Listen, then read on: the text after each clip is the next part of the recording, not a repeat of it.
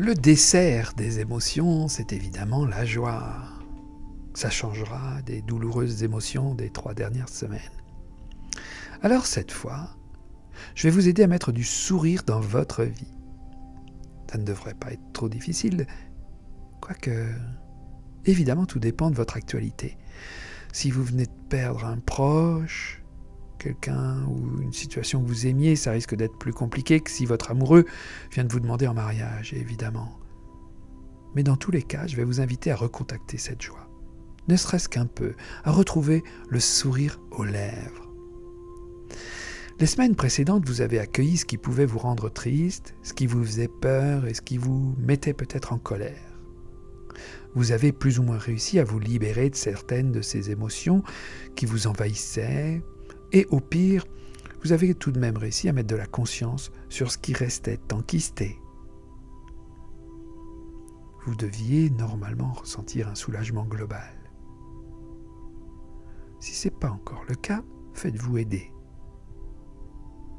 Mais cette semaine, évidemment, ça devrait être plus simple. Je vais vous proposer de laisser de côté tout ce qui est douloureux dans votre vie en ce moment. Allez, cette fois, plutôt que de regarder ce qui ne va pas, on va faire attention à ce qui va bien. À ce qui met, ou ce qui a mis peu ou prou votre cœur en joie. Généralement, pour être heureux et avoir envie de sourire en se levant le matin, nous avons besoin que les choses aillent bien dans différents domaines.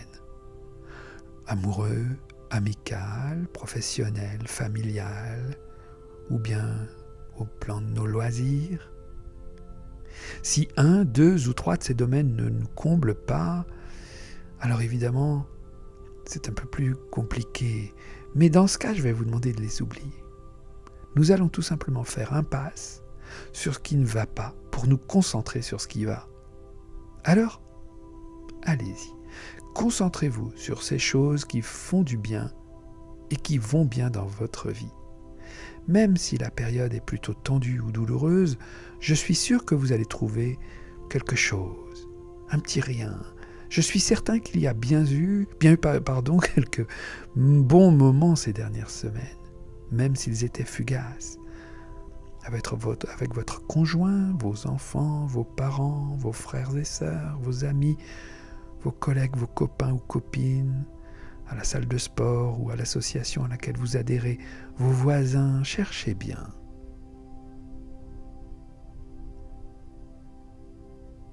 Et quand un bon souvenir ou un bon moment que vous ressentez vous revient là à l'esprit, fermez les yeux et voyez combien c'est précieux. Retrouvez l'état d'esprit dans lequel vous étiez à ce moment-là, quand vous avez vécu ce bon moment, et dans lequel vous vous projetez à l'idée de ce moment prévu bientôt peut-être.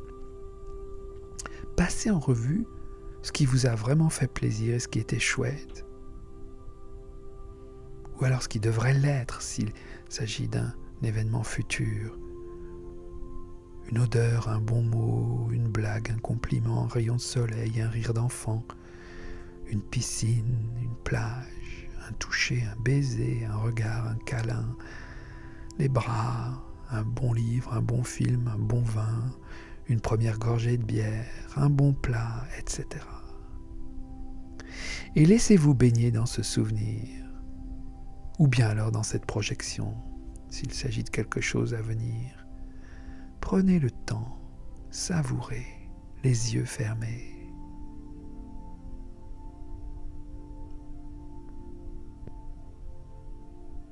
Sentez-vous le sourire sur vos lèvres?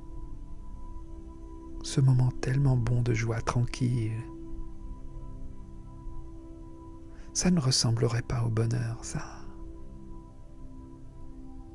Quand on oublie ce qui ne va pas et qu'on se concentre sur ce qui va bien, c'est tellement bon. Alors chaque jour de cette semaine, retrouvez un bon moment comme celui-ci, un bon souvenir ou par anticipation quelque chose qui vous fait plaisir à l'avance, et laissez-vous traverser par cette joie, par ce sourire. Bonne semaine.